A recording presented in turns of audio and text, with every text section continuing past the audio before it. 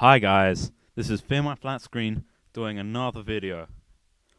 You may remember before I had that reply to Lanson's Zelda timeline, so I thought, okay, I can't really do much of a Zelda timeline seeing as I've only played 5 of the games, so I might do another timeline about something else.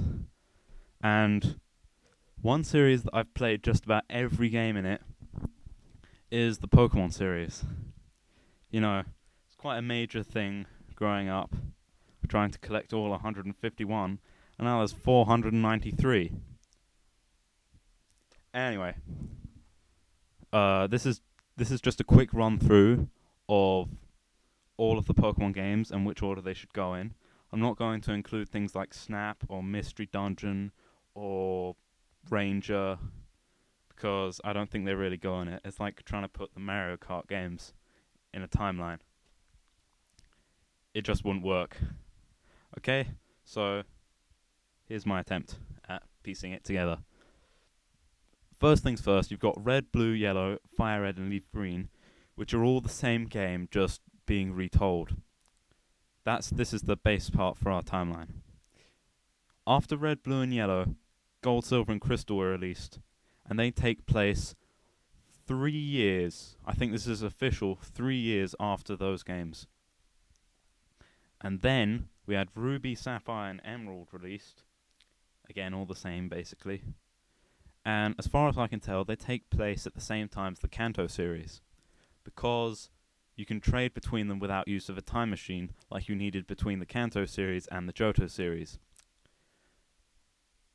So that all seems pretty straightforward. But then you've got the GameCube games coming into it. You can add those in if you like.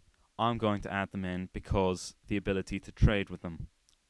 You've got Colosseum, which again, no time machine needed to trade, so that takes place at the same time as the Hoenn series as and the Kanto series. But then you've got XD, which I think officially takes place a year after Colosseum. And this is a bit strange because you can trade between that without the use of a time machine, even though it's 1 year difference. But you just have to assume that the games your character's playing through it like over a year or something. But there's something that clashes with this in the Kanto series. When you go into Pewter City and you look in the museum, the guy says, "Oh, we're running a space exhibit this month." Really, what were the programmers thinking? This month. So it means that your whole adventure only lasts a month because it's always the same exhibition.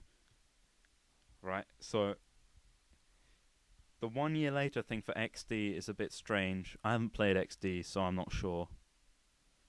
Then we've got the most recent ones, Diamond and Pearl, and the soon-to-be-released Platinum. Well, those are the hardest to place out of all of them, because they actually show no bearing to the rest of the series, hardly at all. You've got... there's a couple of things I noticed. The guy who gives you the egg with the Happini in it, he quotes Professor Elm from Johto, and says something about eggs. So that means that it must happen after your main character in the Johto series gets the egg. But also at the beginning of the games, there's a TV show about the Red Gyarados. Maybe this is inspired by the Red Gyarados found in the lake near Mahogany Town, or maybe it hasn't been caught yet and they're still looking for one. So it suggests possible overlapping, but pretty much it takes place either during or after the Johto series, which I expect to be remade sometime soon. Please do it, Nintendo, because loads of people want to play through Gold and Silver again. Especially since all of the games started dying because you are oh so smart in putting the save file on a battery. You know, I don't want to go hacking my cartridge apart just to play a game again. But a few other things to note. In Fire Red and Leaf Green, on one of the Sevi Islands, there's the Rocket hideout, and there's a guy there who mistakes you for Giovanni's son.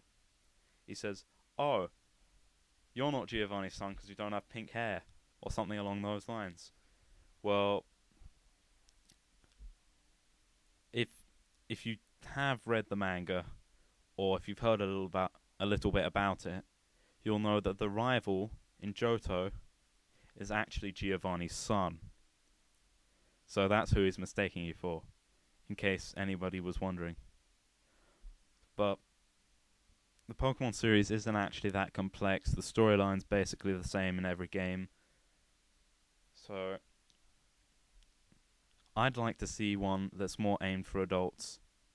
Well, not adults, but for older teens. You know, maybe somebody dies in the plotline, or whatever.